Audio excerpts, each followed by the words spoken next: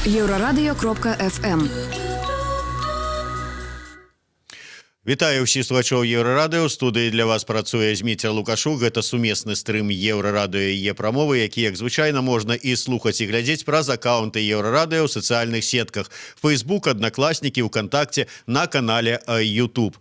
Другая частка хрысціянскага блокбастера Паўла Севярынца «Беларусалім» хутка ўжо з'явіцца ў продажы.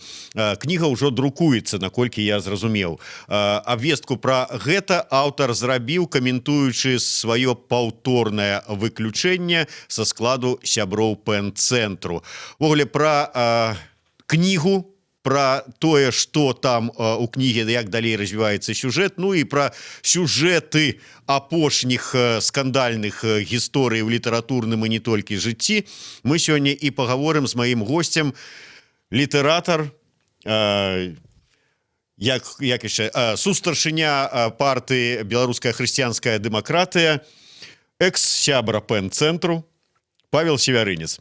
Павел, я хоць і запрашаў вас пагаварыць пра кнігу, але шчыра папярэджваў, што не выключана, што закране мы ўсе гэтыя астатнія перыпетыі судьбы і лёсу ніяк не супраць. Всё ў парадку. Выдатна. Вітаю тады яшчэ раз. Павел Севярынец. Павел, я, рыхтуючыся да нашага эфіру, пачытаў розныя рэцэнзіі на вашу першую кнігу «Беларусаліма». Сярод іншага былі розныя. І пазітыўныя, і негатыўныя, і разборы па вот тут добра, тут не вельмі добра, але ўсе зазначалі, што час зараз не такіх трылогій, скажем так, не тоўстых раманаў, і, магчыма, кажуць, варта было спыніцца на першым томе. Чаму вы ўсё ж такі вырашылі пайсці далей?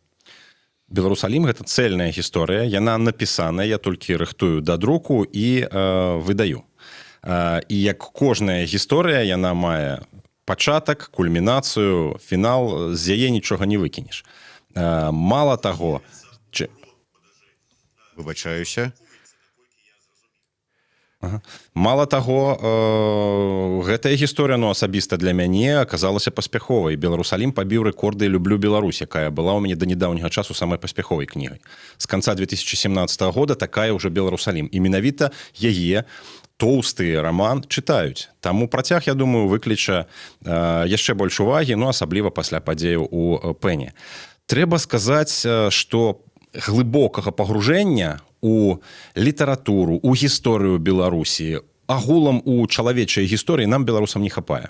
Все сталася павярхоўным. Мы глядзім пару пастоў у соцсетках і успыхваем.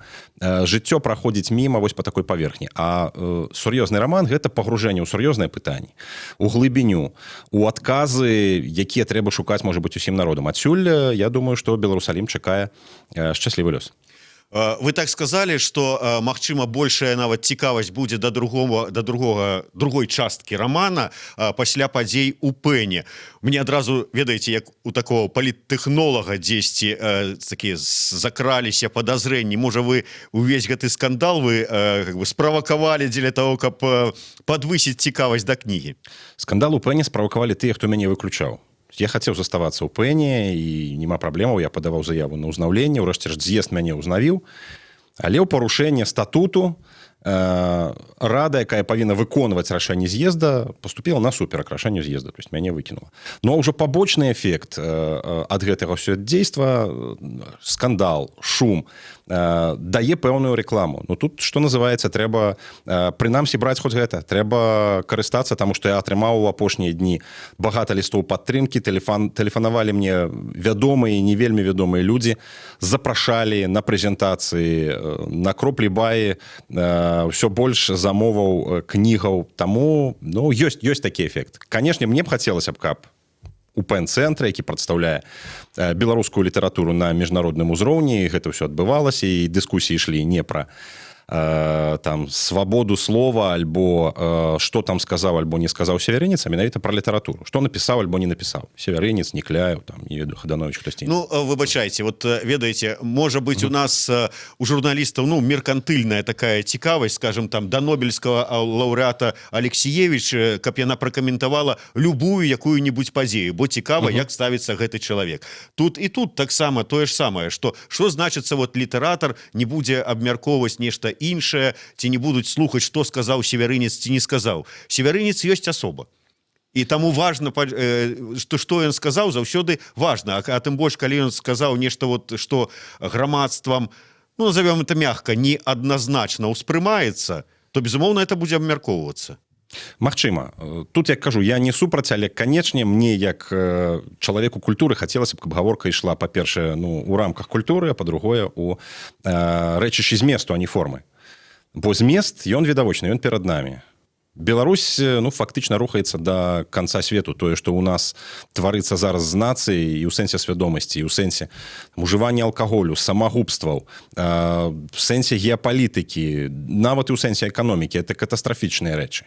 Размаўляць трэба пра гэта, пра пагрозу страты незалежнасці, в першую чаргу пра гэта, мне так здаецца. Ну і, канешне, адказы альбо пастаноўка пытанняў, яна, на мой погляд, таксама чакаецца і ад пісьменнікаў, і ад творцаў. Это ж не проста чыстая краса, тут краіна памірае, мы будем пра кветкі. Вядома, што мы будем пра людзей, вядома, што мы будем пра жыццё і смерць. Давайте гаварыць пра гэта.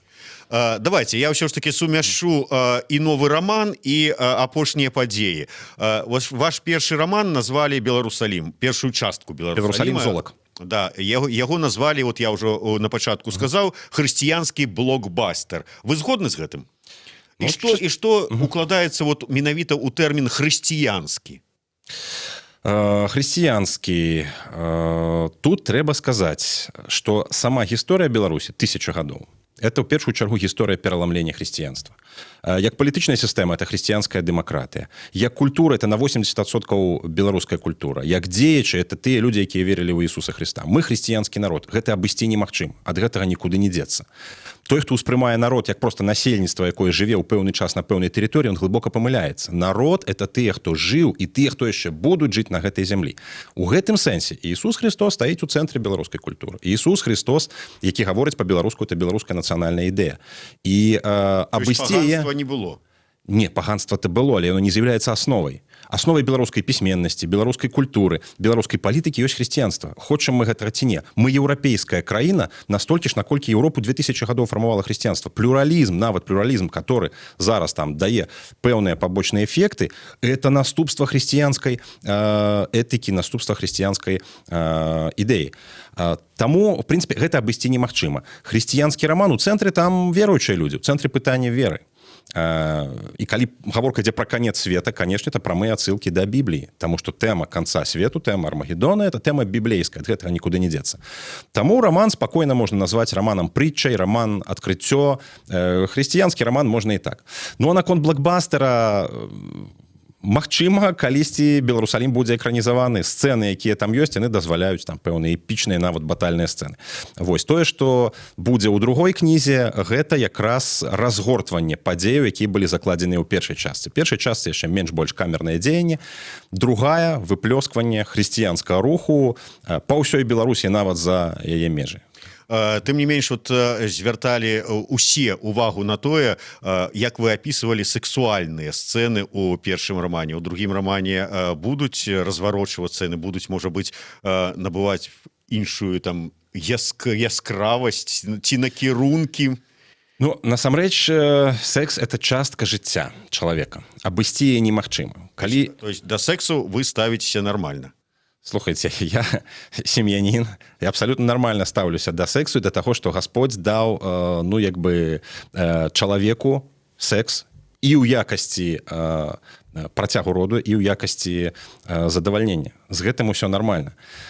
Тым же часам Беларусалім — это роман про конец света, про апошнія часы, і ясная справа, что там не абыходзіцца без нейкіх рэчаў жорсткіх, тым ліку і вось у гэтай сферы. Што тычыцца кнігі «Беларусалім. Сэрца святла», другой кнігі, якую я зараз рыхтую да друку, то там, ну, магчыма, не будзе такіх сцэнаў так шмат, але сцэнаў масавых маніфестацыяў, сцэнаў малітваў, сцэнаў, можа быць, рэзкіх, там будзе хапаць.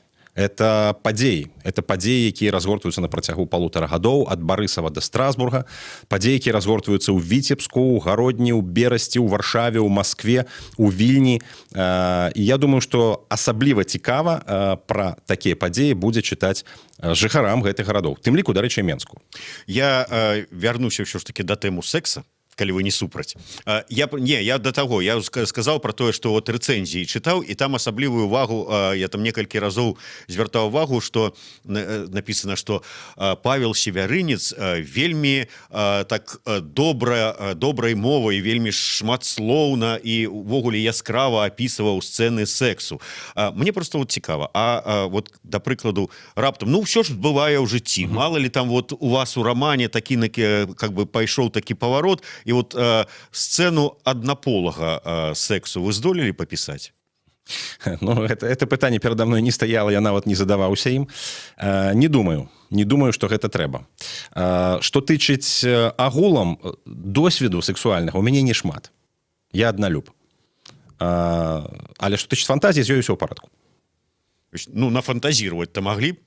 Не, нафантазировать я мог, але я не ставлю себе за мету. Вы казали про Армагеддон, что наближается конец свету. Так. Вот як описание одного з праяў наближаючага конца свету, сцену с однополага кахання вы могли пописать вот так вот? Ни однополага кахання, ни групповых оргіяў у Беларусаліме не будзе. Это таксама канцэпцыя. Некаторыя рэчы могуць быць захінутыя фіранкай. Так вучылі класікі літаратуры. Некаторыя рэчы лепш не агаляць. Таму цікавасці там будзе хапаць, я думаю, што і без там пакручастых сексуальных сцэнаў Беларусалім будуць чытаць з цікавасцю. Ну, асабліва, да, як вы правильно сказали, на фоне скандала с Пеном, тут, ну и все будут шукать все ж таки вот так вот сцены якія-нибудь, потому что думали, может быть, вы там подштурхну вас эти скандалы, вы там опишете, как пробичуете ЛГБТ у романе. Пічаванне ЛГБТ там таксама не будзе, але гэтая тэма будзе кранацца. Эта тэма будзе кранацца, яна там будзе прысутнічаць. Я не буду расказваць, таму што это ж будзе спойлер. Чытайце, набывайце кнігу і чытайце. Тым жа часам пісалася ўсё яшчэ да Пену.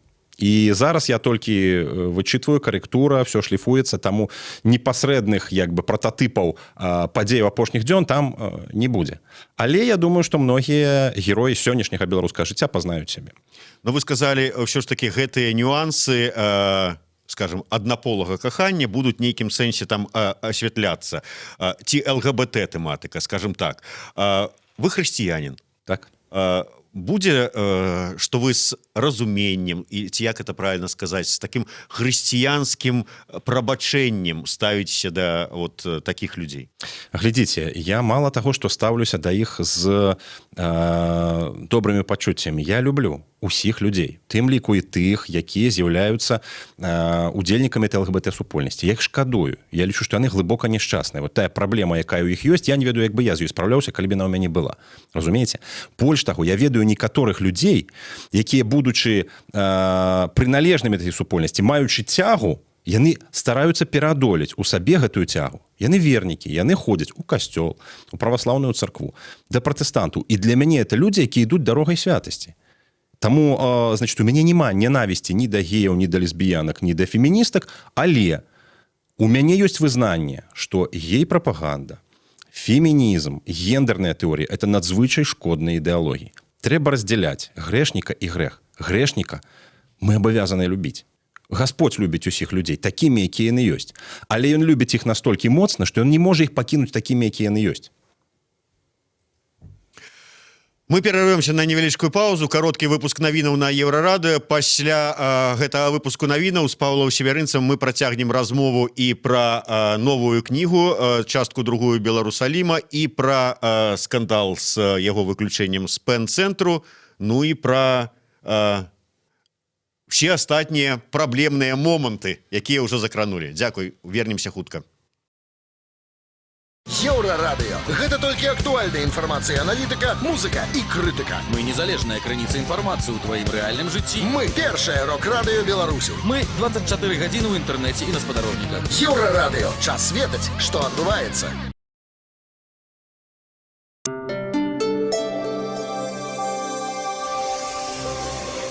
Еўрарадыё. Навіны наша справа.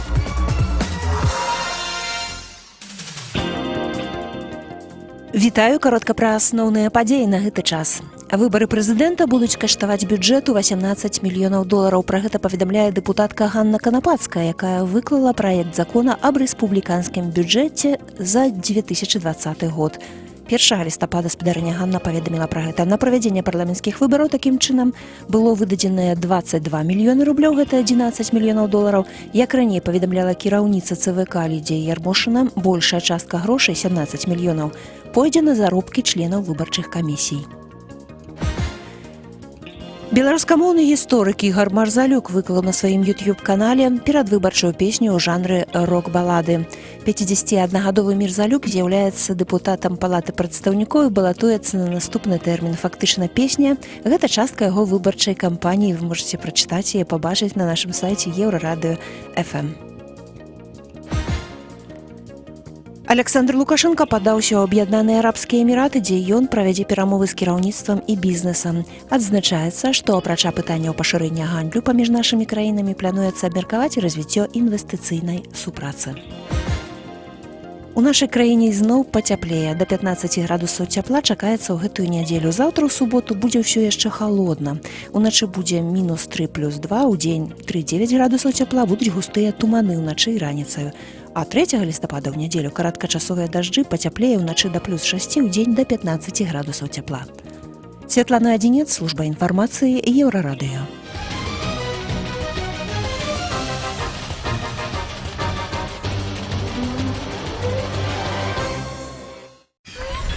Еўрарадыё.FM.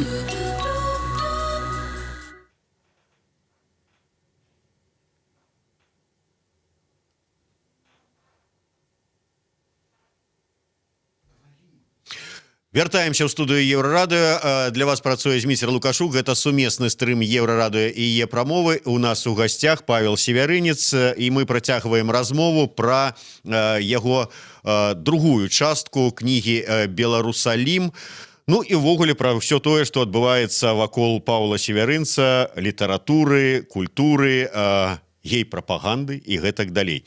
Павел, ўсё ж такі, гэтая сітуацыя з пэн-цэнтрам, вот, дарэчы, крыху пра іншае. Вот мы зараз, пакуль была гэтая паўза, з вами закранули такую тэму, што палітыка гэта самае дзесьці цесна пераплятаецца шоу-бізнесам. В прынцыпе, вот вам не падаецца, што вы, як, в прынцыпе, чалавек малады, які сочыць за ўсімі гэтымі падзеямі і трэндамі ў палітыцы, можа, перахапілі вот гэта, і як да палітыка да сябе прыцягнулі ўвагу і такімі заявамі пра гей-прапаганду нібыта і пра ўсё астатняе, і ўсё гэта вот, дзеля таго, каб вот такой шоу-бізнес вакол сябе закруціць. У рэальнасці шоу-бізнес ва ўсім свеце каланізуе палітыку. Это ўжо аксіёма сучаснасці. Калі казаць пра Трампа, Балсанару альбо нават нашага суседа Зеленскага, гэта яскравыя прыклады. Тым не менш, я перад сабой не ставіў мэту, ну, скажем так, палітычнага піару ў выніку гэтай ўсёй гісторыі. У мяне былі тут мэты як бы культурныя, літаратурныя, хутчэй. Тое, што так шарахнула просто ў беларускай інфармацыйнай прасторы, паказвае, што закранутая важная тэма. І вынік, які я бачу у сацыяльных сетках, альбо, напрыклад, у каментарах на ведучых сайтах, ён паказвае, што людзей ужо раздражняе вось гэтая спроба навязаць каштоўнасці ЛГБТ, культурнага марксізму людзям, беларусам. Людзей это раздражняе. Яны з вялізным імпэтам як бы кінуліся это ўсё каментаваць, і я зараз бачу, што ініцыятары майго выключання павінны ацэніць настрой, павінны ацэніць, людзі гэта ўспрымаюць кепска. Людзі ўспрымаюць это кепска. Калі ім патрэбна далей разгортванне вось такой гісторыі, то людзі стануць на мой бок, на бок хрысціянства. Вот я хожу по Мінску гэтак жа, як і вы ходзіце. Вот я не бачу гей-прапаганды. Дзе вы яе бачыце? Дзе вы яе знаходзіце? Глядзіце, ну, не далей, як пару дзён таму мяне выключылі з пэн-цэнтра. Гэта гей-прапаганда. Ну, фактично, это гей-прапаганда. Гей-прапаганда заключаецца ў тым, што калі ты не будзеш прызнаваць гомасексуалізм нормай, мы цябе выключым з пісьменніцкай асацыяцыі. Раз. По-другое, ну, усе гэтыя гей-парады, якімі захапляюцца мои апаненты. Я выбачаюся, это таксама гей-прапаганда. Это прапаганда таго, што такі лад жыцця, ён нармальны, ён добры. Але мы маем, напрыклад, даследаванне прафесара Рэгнеруса. В 2013 годзе ён сабраў звесткі пра дзяцей, якія выраслі ў аднаполых парах. Да недаўня часу такія исследаванні былі немагчымыя, таму што толькі недаўна гэта легалізавалі, гей-лесбіянкі пачалі усынаўляць дзяцей, і вось іх даследаванне дала Рэгнерусу найшырэйшую вядомасць. Чаму? Таму што аказалася, што дзеці, якія выраслі вось у гэтых аднаполых парах, яны ў разы у параўнанні з дзецьмі, якія выраслі ў нармальных парах, схільныя да самагубстваў, да дэпрэсіі, ужываюць наркотыкі, паддаюцца дэвіяцыі, злачынствы і так далей. То есть это фактычна разбурае не толькі сям'ю, але і чалавека. Навошта нам Беларусі гэта трэба? Няўжо нам не хапае нашых праблемаў? Няўжо нам не хапае алкагалізму, не хапае наркаманіі? Давайте думаць пра гэта. Навошта нам яшчэ цягнуць, навошта нам цягнуць з захаду самае кепскае? Ну, я не думаю, што мы ўжо так ужо цягнем сілком, але просто трэба прымаць тое, што ёсць, як мне падаецца. Беларусь была магутнай дзяржавай і цэлай цывілізацыяй, калі яна трымалася на хрысціянскіх каштоўнасцях і дэмакратыі. 600 гадоў у Беларусі падчас полацкага княства і Великае княства Літоўскае кіравала хрысціянская дэмакратыя. І мы маглі ўсталёўваць стандарты нават для суседзяў. То есть мы былі стандартам. Статут Великае княства Літоўскага быў узорам для многіх. На нашай мове вялася дыпламатычная перапіска ў рэгіёне. ВКЛ была адной з наймагутнейшых эканамічных сілаў. Мы маглі спакойна, не запазычаючы нічога ні з Масквы, ні з Еўропы, будаваць сваю цывілізацыю. І яна ёсць. В рэальнасці трэба проста вярнуцца да гэтых каранёў, да гэтых стандартаў, дэмакратыя і хрысціянскія каштоўнасці. Всё. Гэта залатое сячэнне для Беларусі. Таму не трэба там, што на захадзе прымаюць альбо не прымаюць. Паглядзіце на Амерыку, там ідзе культурная вайна. Там сутыкненне, там невядома, прымаюць альбо не прымаюць. Паглядзіце на Брэкзіт. Это все наступствы адной і той же самай хвалі. Глобалізацыя з аднаго боку, спроба усталяваць дыктатуру там ЛГБТ-дыскурса, напрыклад, але з другога боку супраціўляецца і хрысціянства, супраціўляецца патрыятызм у шматлікіх краінах. Мы бачым перахлёсты там з розных бакоў, мы бачым рознае стаўленне да мігрантаў, але у віры гэтай барацьбы апынаецца Беларусь. І беларусам трэба вызначацца. А мы маем адказ? Мы маем адказ. Великае княства Літоўскае – гэта стандарт, на якім это падмурак, на якім можна будаваць. А якім было ВКЛ, мы з вами даволі добра ведаем з гісторыі. Павел, ну, у той же самый момент, вот вы кажете про демократию, вы за право выбору, право выбирать себе религию, право на свободу слова. И у тым же самым момент вы адмаўляеце у гэтым праве людям з іншай арыентацыяй. Хто вам сказаў? Неўжо я заклікаў выключаць з пэн-цэнтру гомасексуалістаў ці лесбіянак? Не. Я заклікаў выдаліць з рады тых людзей, якія спрабуюць усталяваць гэтыя стандарты для ўсіх. То есть зняць з кіраўнічых пасадаў. І бачыце, ну, это реально, это нормальный працэс. Хтосьці падабаецца, а хтосьці не падабаецца. Можна выбраць альбо не выбраць чалавека. Выключаць не. Добра, я гатовы быць в адной арганізацыі з Альгердам Бахарэвічам альбо Марыйкай Мартысевіч. Без праблем. Вось. Яны не гатовыя быць са мной в арганізацыі. То есть з чаго боку нецярпімасць выясняецца?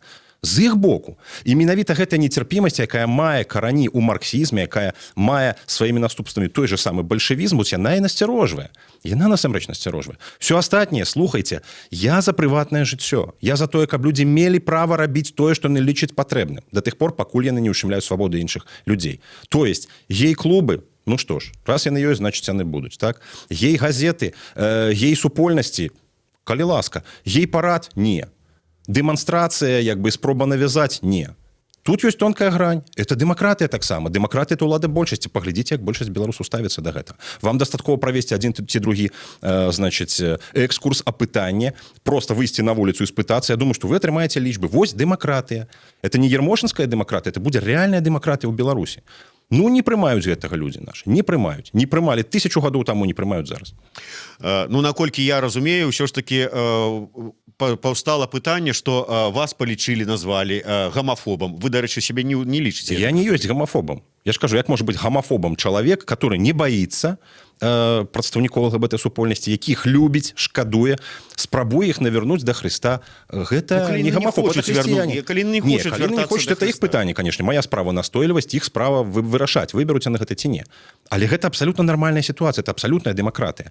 З іх боку ёсць непрыняццё. Все, мы яго выключым, мы яго выкінем, мы зробім выгляд, што яго няма. Мы будзем яго цкаваць. Мы зробім там экспертызу, якая не ёсць экспертызай. Я выбачаюся, ну нават ліберальныя эксперты кшталту спадара Рудкоўска ўжо расставілі ўсе акцэнты і сказалі: сябры, ну так нельга, ніяк это не мова варожасці, ніякая не гамафобія, ну хрысціянства, да, можа быть, он там дам нейкія ацэнкі, але он мае права на ацэнкі, это свабода слова. Прабачце, Владзімір Некляеў, Левон Баршэўскі, Зенон Пазняк — это людзі, якія маюць каласальны палітычны досвед дэмакратыі. Яны ў адкрытую кажуць. Глеб Лабадзенко, які зрабіў столькі для беларускай культуры, Андрей Дынько, усе гэтыя людзі хорам кажуць: сябры, што вы робіце? Чаму вы усталёўваеце там дыктатуру вось гэтага ЛГБТшнага дыскурсу? Так нельга. Это нецярпімасць агукнецца і вам, і беларускай культуры. Глядзіце, у чым же праблема? Праблема ў тым, што расійская прапаганда паказвае пальцам і гаворыць: вось, яны, гейропа, яны вас пацягнуць да гэтых вычварэнняў, і яны выкарыстаюць гэта, яны гэта вывернуць на вонкі, і людзі будуць сказаць: апазіцыя, беларускасць — не. Таму што гэта звязана з вось такімі дэвіяцыямі. Вы зараз гаворыце як палітык. Слухайте, ну в реальности это политичная проблема. Это политичная проблема, это больше, чем литературная проблема. Литературная проблема, ну, мы написали, люди прочитали, кожны зрабіў свою основу. Таким чынам, что вы вот люди нетрадыцыйнай арыентацыі сексуальнай, пакуль посядзіце тихонечко дома, пакуль мы тут не уладзім все свои там праблемныя адносіны с Россией, там ці яшчэ з кем-нибудь, а калі мы уже станем моцнай дзяржавай незалежнай, тады ўжо, калі ласка, там і про гей-прайды поговорым. А чаму не? А чаму не? Послухайте, зараз просто трэба ўсім єднацца. Под чым єднацца? Под весёлкавым сцягам? Это сцяг разделения. Ён будзе штурхоўваць большасць. Под бел-чырвон белым сцягам. Давайте ўсе разам. Абараняць незалежнасць трэба, а не правакаваць. Это тое ж самае, што прыходзіць у Курапаты альбо на чарнобыльскі шлях з тым же самым весёлкам, альбо з чырвона-зялёным, альбо з камуністычным сцягам. Ну, здавалася б, ёсць і такія людзі ў грамадстве. Але на ўзроўні знакаў і сімвалаў выбіраецца тое, што яднае. Бел-чырвон белы сцяг Ісуса Хрыста яднае беларусаў. Яднае. Вы поглядите на реакцию на бел-чырвон белый стяг в нормальном незалежном грамадстве. Это наш национальный стяг. 1000 гадоў был, ёсць і будзе. Все, то есть тут, конечно, трэба закруціць пэўныя гайкі. Ну, выбачайце, у Курапатах побач ляжаць і тыя, хто быў за незалежную Беларусь, і духаўнікі, святары, і людзі нетрадыцыйнай арыентацыі, якіх камуністы таксама на першым этапе не прымалі і просто расстрэльвалі. Так што ім зараз нельга прыйсці з вясёлкавым сцягам у Курапатах? Ну, па-першае, наконт расстраляных у Курапатах людзей нетрадыцыйнай арыентацыі я такіх фактаў не маю. Про тое, што там стралялі пісьменнікаў, стралялі духавенства, про тое, што там стралялі габрэяў, про тое, што там стралялі тых же самых камуністаў, НКВДшнікаў былых, такія сведчанні ёсць. Пра адваротнае няма. Магчыма, яны там ёсць. Калі ласка, прыйдзіце спакойна, асобны дзень. Калі ласка, пастойце пад, значыць, этымі крыжамі, ну, праблем няма. Але калі вы будзеце, напрыклад, выходзіць на дзяды з гэтым, это будзе правакацыя. То есть, разумееце, трэба адрозніваць, ну, як бы, дзеля чаго это робіцца, з чаго выходзіць вось гэтае жаданне. Калі жаданне выходзіць з таго, што мы вам зараз усім насолім, мы пакажам, што мы тут самыя крутыя, ну, тады беларускі народ, як кажуць, папросіць вас просто з гэтага шэсця пайсці. І все, таму што неаднаразова гэта ўжо было.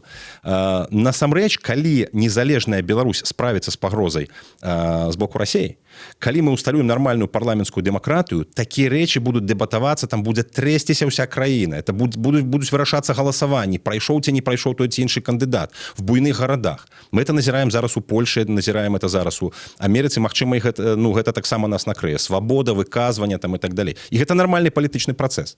Нема пытанняў. Ну, у нас зараз нармальны палітычны працэсу нема. Мы пад акупацыяй фактычна, і трэба яднаць сілы. Каб яднаць іх, трэба выступаць з патрыятычных пазіцый. Я лічу, што трэба выступаць з хрысціянскіх пазіцый, потому что это скала, на якой стаяла 1000 гадоў Беларусь. Дарэчы, вось каментуюць вашыя словы про тое, што выйдзеце на улицу і спытайце стаўленне людзей да ЛГБТ-супольнасці. Адмену смяротнага пакарання таксама не прымаюць беларусы. Так што гэта нармальна? Вот выйдзеце, спытайце. Усе скажуць, што на гэты момант смяротнае пакаранне ў Беларусі захоўваецца. Это факт. На гэты момант большасць людзей выступае за смяротнае пакаранне. Это факт. Нават у дэмакратычнай дзяржаве вынесе на рэферэндум это пытанне, ну, вы атрымалі бы адмову. Это факт, за якім трэба лічыцца. Я зараз не гатовы дэбатаваць на гэты конт, таму што сярод хрысціянаў ёсць як прыхільнікі смяротнага пакарання, так і супраціўнікі. Я сам супраціўнік, але па той прыкмеце, што сённяшні рэжым можа забіць чалавека проста ні за што. Разумееце?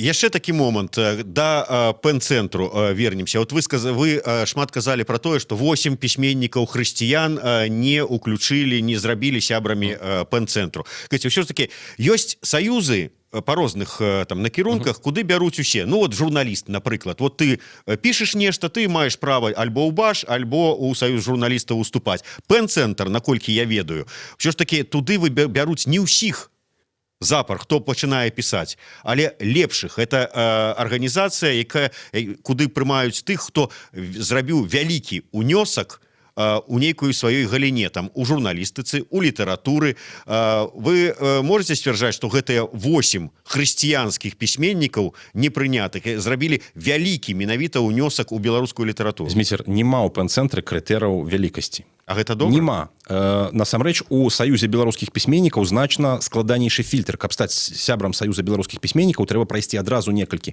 сумоўяў, мець шмат рэкамендацыяў. Я памятаю, што я некалькі гадоў падаваў дакументы і чакаў, пакуль я стану сябрам Саюза беларускіх пісьменнікаў, таму што там распрацаваная гэтая сістэма. Пэн-цэнтр там прасцей.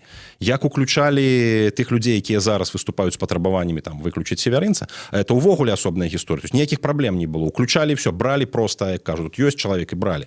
Наконт пісьменнікаў хрысціянаў, ну давайте паглядзім. Андрей Кім, ён зрабіў для беларускай культуры штосьці значнае. Это перакладчык, это аўтар, пісьменнік.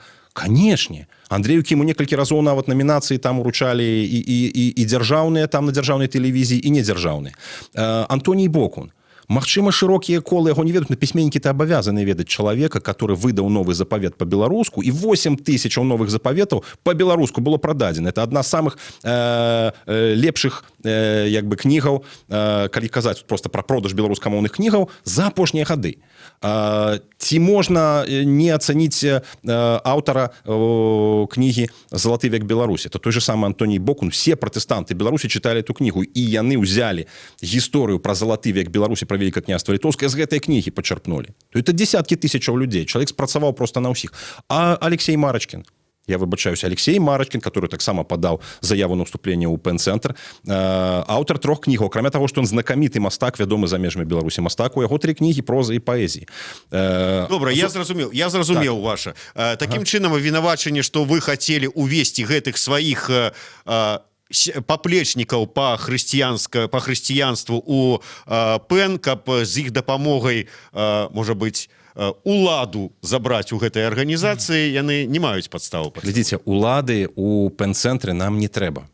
Я, напрыклад, лічу, што найлепшымі кіраўнікамі для пэн-цэнтру былі б Некляеў, Арлоў. Я вельмі спадзяюся, што справіцца з гэтай роляй Светлана Алексеевич. Пакуль што там ёсць перакос у адзін бок, но, можа быць, ёй удасца гэты перакос выправіць. Это аўтарытэтныя людзі, якія шмат зрабілі для беларускай літаратуры. Улада не трэба, патрэбнае роўнае прадстаўніцтва прынамсі. То есть прабачце, што северынцы за хрысціянскія погляды і выказванні будуць выключаць, пісьменнікаў хрысціянаў не будуць дапускаць у пэн-цэнтр, а кіраваць там будуць тыя, которые прапагандуюць ЛГБТ-супольнасць. Но это ж таксама людзі бачаць, што это такое. Людзі не прымаюць гэтага ўсяго. Таму вельмі проста, ну, сябры, давайте суіснаваць разам, давайте садзіцца разам за стол, давайте в межах адной арганізацыі правядзем сімпозіумы, канферэнцыі, дэбаты, дыалогі. Не, запрашаюць на раду тых, хто за выключэнне северынца не запрашаюць. Ні першы раз не запрашалі, ні другі раз. Не хочуць слухаць. Я выбачаюся, вось гэта і ёсць дыскрымінацыя, вось гэта і ёсць неталерантнасць, вось гэта і ёсць нецярпімасць. Ну вот пачуць ад вас, што Бахарэвіч гэта такі гей-прапагандыст, гэта было для мяне крыху дзіўна. Тым не Я менш. не казаў, што Бахарэвіч гей прапагандыст, ён проста ў той групе. Ён у той групе. Добра, як вы ставіце да словаў пра тое, што вот уся гэтая сітуацыя з вашым выключэннем гэта такая дымавая завеса для чаго? Вот Бабков напісаў. Выказваліся меркаванні. Я ведаю, што ёсць рэальная праблема ў Пэне. Яна завязаная на праекты, на грошы, на падзел функцыяў. Там рэальнасці былі вялікія як бы статутныя праблемы. На з'ездзе это все вылезла бокам. То есть выступала Алена Козлова і абвінавачвала Владимира Орлова і Татьяну Недбай. Канфлікт быў вельмі моцны, застарэлы і, ну, магчыма, як кажуць, у аснове сваёй шмат якія вострыя рэакцыі вызначаныя тым, што ішла такая негалосная барацьба за там праекты, грошы ці ўплыў. Я тут з пытаннямі хрысціянства просто там, скажем, атрымаўся з крайнім. Але ўрэшце рэшт, слухайце, і пра гэта все таксама трэба гаварыць. І гэта все таксама трэба адкрыта абмяркоўваць. Што там за барацьба пад дываном? Ну, это літаратура, это культура. Тут трэба яснасць, тут трэба празрыстасць. Дай Бог, каб сённяшняму пакаленню творцаў хапіла сумлення, мужнасці распавесці. Коротко, будете спрабаваць аднаўляцца ў Пэне? Одно слово. Паглядзім. Дзякуй вялікі. Павел Севярынец, Зміцер Лукашук, сумесны стрым Еўрарадыё і Е-прамовы. Паспрабавалі расставіць кропкі над «і». Ці атрымалася? Вам меркаваць.